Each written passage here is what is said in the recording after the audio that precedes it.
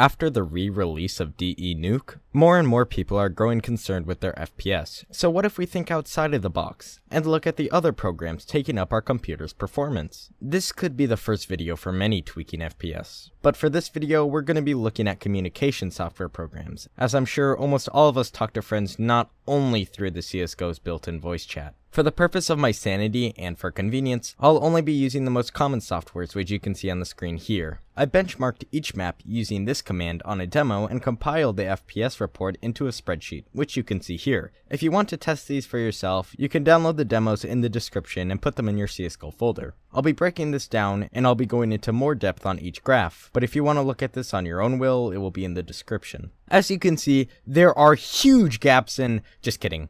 Please pay attention to the y-axis when you look at graphs, as people like to manipulate data using the y-axis sometimes. Here is the actual graph where the FPS is. There really aren't huge differences in the overall scheme for me, so instead I'll be looking at the more zoomed in graph to show differences to make the video interesting. Just remember that the changes in the grand scheme of things aren't major. For starters, we can see that the Steam voice chat leads in FPS unsurprisingly, as it's already built into Steam, and in last place we have Mumble. If you draw the line, you can kind of make two sections, with TeamSpeak and Steam chat being in the higher category, and Discord, Skype, and Mumble being in the lower category. The exact FPS differences are shown on the screen per map, with a consistent and obvious pattern for the programs. The only anomaly to this is with Nuke, where any program at all will somewhat decrease your FPS. But what's even more interesting is that the programs that brought my FPS usually down by 20, this time only brought them down by 10. In fact, when we look at the next most FPS draining map, Gabubble, we see that it's less than the average that these programs are bringing down. On the opposite end of the spectrum,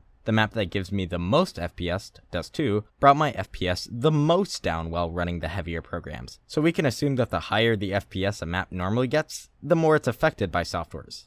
Finally, a win for the laggers in the game. Before someone comments, I did do the test using Ulytical's FPS benchmark map. However, the FPS differences were very minor using the program, as my FPS was a lot less in this map than the others, and for some reason Steam Chat boosted my FPS. The weirdest thing by far I've found throughout all of the investigation is using no overlay. Basically, using no overlay is the equivalent of using Mumble or Skype.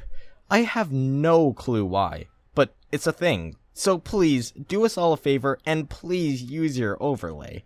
In short, the program really doesn't affect your FPS too majorly, as lower FPS will have smaller differences, and higher FPS computers that don't have the problem of handling maps will have the more drastic changes. In a giant overview, we can see that our FPS isn't affected that much regardless of the program, so you should choose the program that you like the most, whether it be with audio quality or with the cool things you can access. I'll be using Discord.